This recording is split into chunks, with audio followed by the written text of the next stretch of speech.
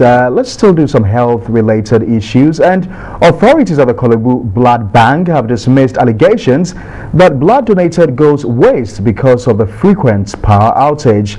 The Public Relations Officer of the Kolebu Blood Bank, Stephen Adaiba, assured the facility relies on its standby generators anytime there is an outage. A report by Armstrong Joseph Allo. The center hitherto received between 1,500 and 1,900 units of blood per month. Public Relations Officer of the Kolebu Blood Bank, Stephen Adaiba, dismissed the allegation. Thankfully, we have standby generators that anytime the power goes off, we are readily, on spot, and so we are not directly affected by the load shedding activity. So the public must be informed that we have the capacity to preserve our blood, and therefore nobody should be afraid that the blood they donate will go waste because we don't have the capacity to store that. He also called on the general public to turn out massively over the weekend to donate blood to save lives. Saturday, it's a very big day, and we know that it's a month of love. So what else can you give your loved one than to donate a unit of blood to save a life? It is very, very important. And what TV3 is doing with the National Blood Service, we believe that is a great call and our own civic responsibility. So people must respond to this call and then come over and donate blood. So we all be there on Saturday to support this national call.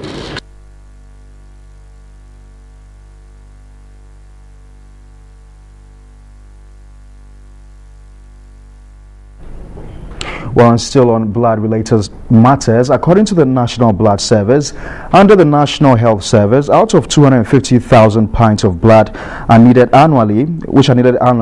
66% is donated and stored.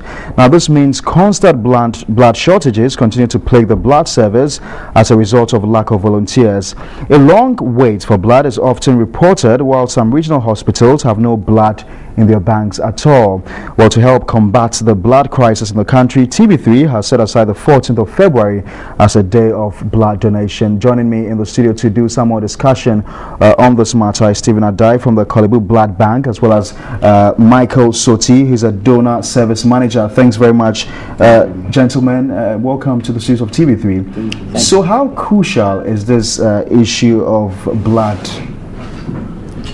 Well, thank you very much. And we're saying that now the situation has improved a bit, unlike formerly where we usually hear of blood shortage in at the National Blood Service. Now, thankfully, the public is responding to our call, and they are organizing blood donation exercises to make sure that we stock our blood banks with blood. Well, but over the years, we've had voluntary donors, donate to the bank. What has happened to that? Well, the voluntary donors, it's a bit of a problem here. So what we're trying to encourage the general public is that, in fact, it is safer, to donate blood voluntarily. What the culture we practice here in Ghana is that we wait until we're in crisis, until a family member is in need of blood. Then you see people calling their family members, friends to come and donate to replace what they have been given. But we're saying that we cannot guarantee the safety of that kind of blood, and probably your relative may not be readily available to save you at that particular time. So why don't you come out voluntarily and then donate blood? So I think that it's education, and we are still drumming home the issue or the message for people to understand that voluntary blood donation, it's a very good thing. And so just walk in at our facility anytime and then donate blood. Let me come to you. So how can we restore this whole subject of voluntary donors and encourage people to continue? I think you've already started it with the media publicity and all that. You're giving the opportunity to donors, mostly first-time donors, to have the opportunity to donate. And when they come around, then they experience it, they realize that, after all, it's not any painful thing. It's an exercise that you can easily go through. So once we give them that opportunity, we want to encourage them to always come back and donate. The donation can be done every 4 months. The point is that it's not just about collecting so much at a point in time and that's the end of it, because the blood has a shelf life of 35 days. And mostly what contributes to the shortage is that people are not donating on regular basis. If you look at our statistics, you realize that only a few donors are repeat donors. Most of the donors are first-time donors. They donate for the first time and you don't see them again. And this is as a result of people just waiting until their family members need blood before they come and donate. If you look at the 2014 statistics, 47%, within the Accra area blood center catchment area, 47% of our donors came from voluntary donors. The blood that we received, just 47%. So the rest were all family replacement donors, and in fact that is not helping the situation at all.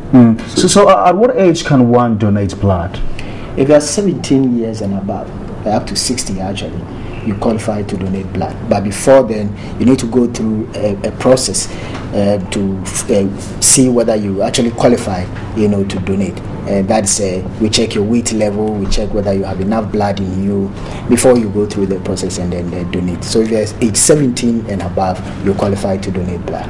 And are there any, are there adequate storing facilities for the blood? Yes, I would say so. We have adequate facilities. But just for the national service, but we also know that the other facilities, in the regions, they lack certain facilities, and so we will appeal to the general public and organizations to also come and support the National Blood Service so that we can give these facilities to other regions which do not have. And we also know that TV3 is organizing a blood donation exercise tomorrow. How are preparations towards this event? Yeah, our team is all set for the exercise.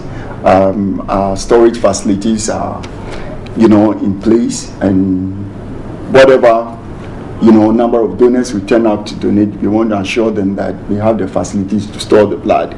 But what I want to emphasize here is that, yes, it's good they are coming to donate tomorrow. We want them to inculcate the habit of donating on a regular basis, and that will help us to get blood and supply to our patients all year round. All right, thank you very much. We want to encourage the public to also come on time, because last year we had to turn a number of people away because we didn't have enough time to attend to them. But tomorrow is going to be great. It's going to be massive. So please come early, and then we will serve you before. And you have something to replenish their energies after they donate their blood. Yeah, first of all, they should also eat before they present to do the donation. They should eat something, take their breakfast before they come and donate. About replenishing what they're going to give, and the point is that once you've gone through the medical assessment and you are free to donate, then it means already you are on a good balanced diet. Your system is also functioning well. So after the donation, the body by itself will regenerate whatever you've given out. And even the quantity and quality of blood that remains after blood donation is enough for you to go about your normal activity.